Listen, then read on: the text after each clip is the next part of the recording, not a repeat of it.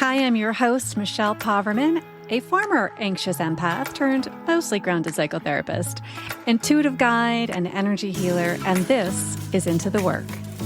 And it isn't just a podcast. It's your actual invitation to break free from old patterns, end the cycle of your self-abandonment, and finally step into the life your soul has been craving. Each episode is a spark to help you rise higher, to help you shine brighter and reclaim the truth of who you really are. The spark has already been lit. And sister, this is a journey from spark to brilliance. So together, let's go ignite a fire. Have you ever wondered if you were meant to build something that helps people heal, that helps people awaken or transform in some way? I think there's a quiet awakening happening right now among a lot of high-achieving women. And the women who have built successful careers, women who know how to lead, they have put themselves out there, they know things about themselves, they've already sort of been there, done that. But I feel that so many women are starting to feel something new stirring inside them. Their intuition is getting louder. Their sensitivity to energy is increasing, and that work that once felt exciting, maybe things that you built before that reflexes for you are suddenly now kind of feel flat. I think many of us are asking ourselves a question, and it's not something you might be processing out loud with other people right now. But I think that it's a really important one, and that's, what if I meant to do something different with my life? And not necessarily less ambitious, but something more meaningful, more conscious, more aligned with healing or growth or transformation in some way. Some of you listening might already be doing this work in some way, and some of you might be studying things like meditation or healing, trauma healing, somatic practices, hypnosis, any modality, anything out there. You might be feeling more drawn to these things right now. And some of you feel the pull so strong, it might even make you feel a little scared. Because if that pull is real, it might ask you to change. Today, we're talking about the identity of the spiritual entrepreneur.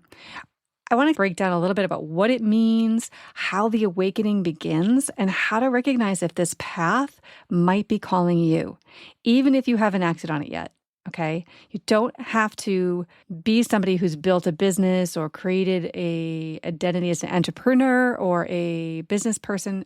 You just really need to know that in your heart you have this calling. And so what is a spiritual entrepreneur? So when people hear that phrase, they often assume it simply means someone who sells spiritual services. But the truth is so much deeper than that. And if you are a spiritual entrepreneur and you have already tagged yourself this way or defined your work this way, you understand the depth of what I'm talking about here. So let's dive in. A spiritual entrepreneur is somebody whose work becomes a vehicle for transformation. Right? They build businesses, yes, they build communities, they build bodies of work that help and serve people. They help to heal people, grow, awaken, or reconnect with themselves. It doesn't always need to look the same. Some spiritual entrepreneurs are coaches and healers. Yes, true. Some are therapists. Some run retreats. Some build conscious companies rooted in values and emotional intelligence, nervous system awareness, intuitive leadership. Any of these things ring a bell. The thread connecting us all isn't a job title, though, okay? And I really want this you to understand, as a spiritual entrepreneur is not as much about the service you provide as who you are showing up in it, okay? The thread that's connecting us isn't the job title, it's the mission. And the work becomes more than a career. It becomes a form of service. And so if you are a spiritual entrepreneur, you have a calling, a mission to be of service in a certain way. And for many women, this path doesn't usually begin with like a business plan. And it begins with a shift, right? Like a little spark. And I think that a lot of us spiritual entrepreneurs are maybe to the outside world seeming a little haphazard because we are feeling a spark. We're following things that we can't necessarily, we are having a belief about ourselves and about our mission that isn't necessarily supported with evidence, right? There isn't anything saying, oh, you've done this, so you do this, right? A plus B equals C. Sometimes it's not so clear on the track. And it's more like, wow, I'm feeling so called to take something to a higher level or to shift completely over to the right. And so it leaves us feeling a little bit like untethered, I guess is a good word. I do believe it begins with a shift. A moment when something inside you starts to question what you're doing. So spiritual entrepreneurship asks us to connect with ourselves, connect with the world, yes, but with ourselves. And we're going to chat about that for a minute because it's one of the most important parts. But this spark that happens when you start to shift into, I'm really having a higher calling here, a lot of times it's through burnout, through discontent, through sometimes personal healing. Something happens, you get sick, or something big happens in your life and you have massive transitions happening. Major life transitions can definitely catapult us into this kind of work. And suddenly the old definition of success, it really just stops working. It doesn't feel the same. The promotions, the productivity, the status, they just don't satisfy in the same way anymore. And at the same time, a new curiosity begins. Right? And it can really feel like it is messing everything up, right? You can feel in the moment when it's first coming on, you're supposed to be in this lane and all of a sudden you feel like you need to shift. And it can really create a lot of tension and conflict within yourself. But that tension and that conflict within itself is what's also driving you towards deeper healing, right?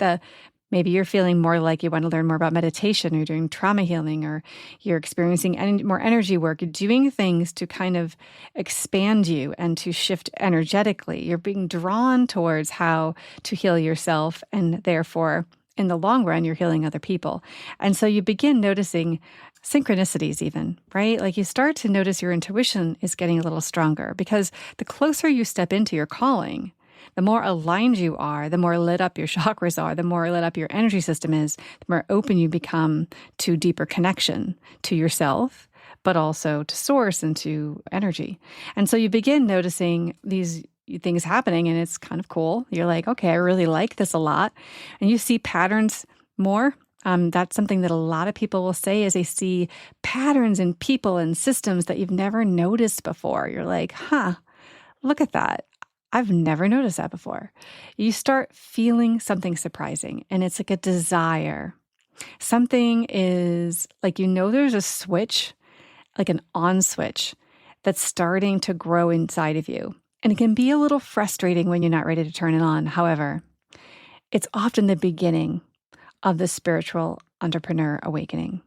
And I want you to just take in this for a minute. All right, I want to ask you some of these questions and see if you relate to this, because I feel like sometimes these things that start sparking within us is what actually catapults us out of the lane we're in and helps us jump over to the other lanes. So a sign might be that you experience success that doesn't have a lot of meaning to it. You're like, this doesn't really, I still feel kind of void or empty in some way. You may have achieved things that many people admire. Maybe it's a stable career. Maybe it's recognition, professional credibility, but deep down, something is still feeling incomplete. And not because you're ungrateful, but because your soul is asking for more purpose. And listen, even as spiritual entrepreneurs, I want to be clear about this too, you can be experiencing this while you're in the process of leveling up. So you can be a spiritual entrepreneur and already be in your mission, already be in service and experiencing this strange shift that's happening. It's like, well, wait a minute, I love this. I mean, this was incredible. I was helping so many people. Why is this suddenly shifting within me? And it can create this feeling of tension. I don't understand. Am I sabotaging this? Am I getting caught up in old limiting beliefs? And so I'm suddenly shutting this down. And we get kind of caught up in our stuff instead of realizing that is actually intelligence, that we need to listen to this. This is intelligence that's shifting within me. This thing that I loved and adored is shifting. And it's not because you are ungrateful or, somehow messing this up, quote unquote, but it's because your soul is asking for more purpose. It's asking for you to step into the next level. And for a lot of us, there's multiple levels to our spiritual entrepreneurship. So there's multiple levels in terms of how we're going to grow. As you know, right, where you begin isn't where we end up. And so I don't want you to pathologize the changes that occur. I don't want you to look at it and say, oh, what's wrong with me? I should want this, or I should be this way. I should have done this. I should have stuck with this instead of giving up on it, or things like that. I want you to recognize that your intuitive nudges are really what's pushing you forward here. So your intuition is likely also getting stronger. And I want you to just pay attention to that. And I think as a spiritual entrepreneur, that's part of the gift we do. We show up with our sensitivities. We can read people easily. We can sense emotional dynamics pretty quickly.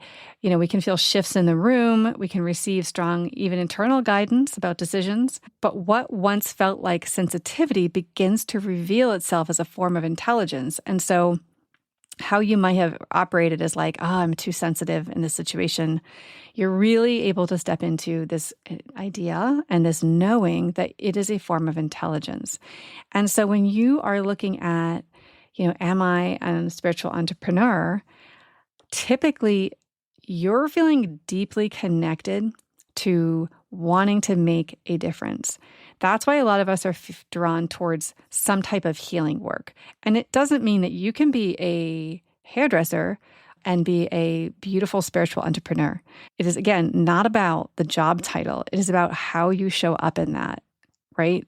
About the conversations you're having, about the beautiful work that you do and how that makes someone feel, the incredible synchronicities that occur for you and your clients. And it's really all about how can I step up? And then within that, then that journey might shift and change into, wow, I want to impact more people. How can I do that? Or it might start to unfold into creating new opportunities for you to shift how you impact and how many people you impact. And it probably goes without saying that people naturally come to you for guidance, by the way, like friends, coworkers, strangers may feel comfortable opening up to you. I think that's just part of you having this sensitivity, this knowing. You're able to see people in their totality, who they really are, even what they're thinking, or just energetically, you hold space maybe. I think that many of us often notice that we have been holding space for other people long before we actually formally step into that role, right? It's something we've been doing all our life. But I really think that another sign that this is something for you is that when you do get these pings to create something that's meaningful, they don't go away. And I think there is something about that that's really special for us, is we get these little pangs about where we can go. And of course, you have the freedom to do whatever you choose here on earth, right? So we have freedom to do that, to make our choices. And also, we get these pings, we get these intuitive nudges, we get these desires, like we can even get fixated on something. But a lot of time for people who have this spiritual inclination towards business, we also find that it doesn't go away, or the same few keep popping up. And that can be confusing if you are a multi-passionate person and you have multiple passions.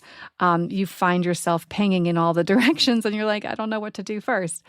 I have an episode for that and I will put it in the show notes because I think it actually is really helpful for you to think about if you're a multi-passionate entrepreneur, like how do I move forward and how do I decide which thing to do, right? So I will put that in the show notes because I think that would be really helpful. So I really want to say it doesn't go away. And sometimes it's like leading you to a coaching practice or a retreat or a community of conscious women, or it's a healing modality, something that you feel like you want to step into, or something you want to do that transforms other people, that has an impact, that has a lot of meaning, but it also is like an intuitive hit inside you, like, I need to do this.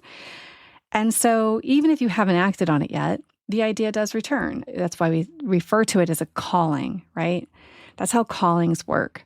They just keep repeating themselves. And sometimes they shift, they look a little different. But what this calling actually asks of you is important, right? So, one of the most important things to understand about spiritual entrepreneurship is that it isn't just about helping other people, it's asking you to grow. And this is another very big, important aspect. If you want to call yourself a spiritual entrepreneur, then you are a seeker. You are doing deep dives within yourself, right? It is asking you to grow deeply because your business or your leadership will mirror your inner world. And you know that. If you struggle with boundaries, it's going to show up in your work. If you struggle with visibility or worthiness, that's going to show up too. And this path asks for 3 kinds of development, right? It asks for inner healing. It asks for you to really learn how to actually really truly stand in your integrity.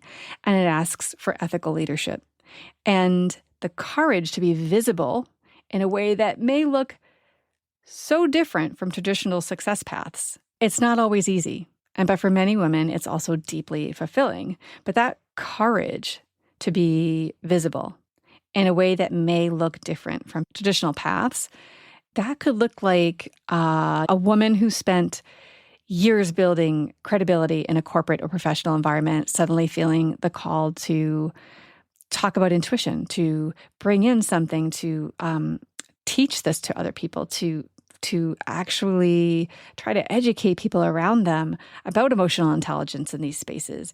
And where conversations really rarely happen about this stuff, or maybe you have that one friend at work who, likes to talk about this stuff, but then you really want to bring it, you want to up-level it, and you really feel like you want to do the deeper work. And this can be painful because a lot of times you can feel like I'm a square peg in a round hole.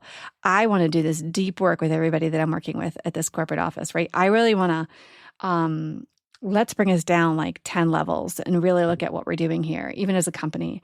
And if not everybody else are seekers and they're not really with you on that, or they're not seeking that out, and they are what I call sort of like surface level dwellers, right? And this sounds a little belittling, and I don't mean it to. It's just truly how I see it, is that some of us just have this propensity to go deeper. We have a way of like, let's live in the core of the earth and like dig deep and figure out, why this is happening and what this is about and how this mirrors who I am and who you are and what, how we're going to grow in this and learn. And then other people are like, yeah, what's for dinner? Let's keep it simple. And, like it's a simpler life, right? It's easier to live in that space. But the spiritual work asks us to do the work, right? It asks us to dig deep. Sometimes it's a therapist, a coach, or a leader who begins integrating practices like meditation, somatic awareness, energy work into the way they support other people. And they're trying to figure out how to do that in a way that their colleagues aren't, what are you doing now? Right? I definitely stepped out of a spiritual closet. And I had to put this out there to other people who aren't woo, quote unquote. They aren't, they were in a much more traditional path in terms of therapy, psychotherapy. And I really had to step out of a spiritual closet, and I did a 3-year energy medicine school, and I did all this stuff. I started teaching, learning Reiki and all these different modalities. And after getting sick, again, that was what catapulted me. And you might have your own story, but one of the things that really catapulted me into stepping up is my own deep healing. Once we start doing our own deep healing and something catapults us into that, it's like hard to be anything else than ourselves, right? Because that's the whole point of the healing, is to excavate ourselves and who we are and what we're here for. And so to go out into the world and try to be somebody else doesn't fit quite the same. And try to have the conversations with your colleagues that you're like, but I really want to talk about this over here. But either way, it asks us to stop performing in a certain way and start building work that actually reflects who you are. It asks you to stop performing success, stop performing what other people want you to be, and actually start building work that reflects who you are. And that can be very scary if you have programming that says, that's not okay, that's unacceptable. And if this resonates with you, right? If you're like, yes, I resonate with being a spiritual entrepreneur, even if it's just in your heart at this point, I want you to do a few things. Okay, first, I want you to stop minimizing your sensitivity. Sensitivity is often the foundation of your intuitive leadership. When it's regulated and it's understood, it becomes an incredible strength. And so I'm too sensitive. I want you to stop saying that. I want you to really lean into what am I feeling sensitive about? What is the healing I have to do here? Right? Is there a call for me to step in and heal something for myself? Or what is the boundary that needs to be set? Or what is the work that needs to be done here? Your sensitivity is also going to be what allows you to read the room, allows you to really step into being an intuitive leader. And I want you to also invest in learning, okay? If you haven't already done this, I'm going to assume you have, but study the skills that support the transformation, whatever that looks like for you. What are you feeling drawn towards? Step out, put some energetic money where it belongs. Like really step into looking what could I do for myself? If you've been sitting on something for a long time and you just aren't acting on it, this is your call to action. This is the year of the horse, right? The fire horse. This is when you have the opportunity. We've got a whole new energetic year here, and we can really step into a higher level of ourselves right now. Like, I don't care if it's small or tiny steps. Really put some energy towards it and start opening yourself up to investing in learning, because competence builds confidence. Honestly, a lot of times we need courage, and we need courage sometimes even over confidence. And courage is really important and the most important. And a lot of times we really have to learn as we go and learn as we do.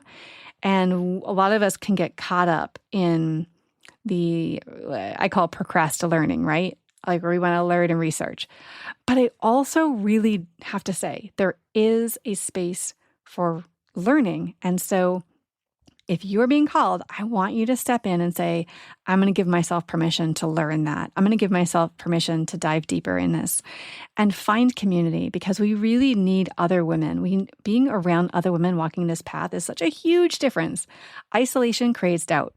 Community creates momentum. So really put yourself out there to say, where can I even go? Even if it's an online community. And start before you're ready, by the way. You don't have to have everything figured out to begin. Write about what you're learning, right? Share your insights. Put yourself out there. Hold conversations or gatherings, or just somehow allow your voice to grow through practice. Sometimes we're afraid to put ourselves out there. We feel like, I don't know what to say. I don't know what my messaging is yet.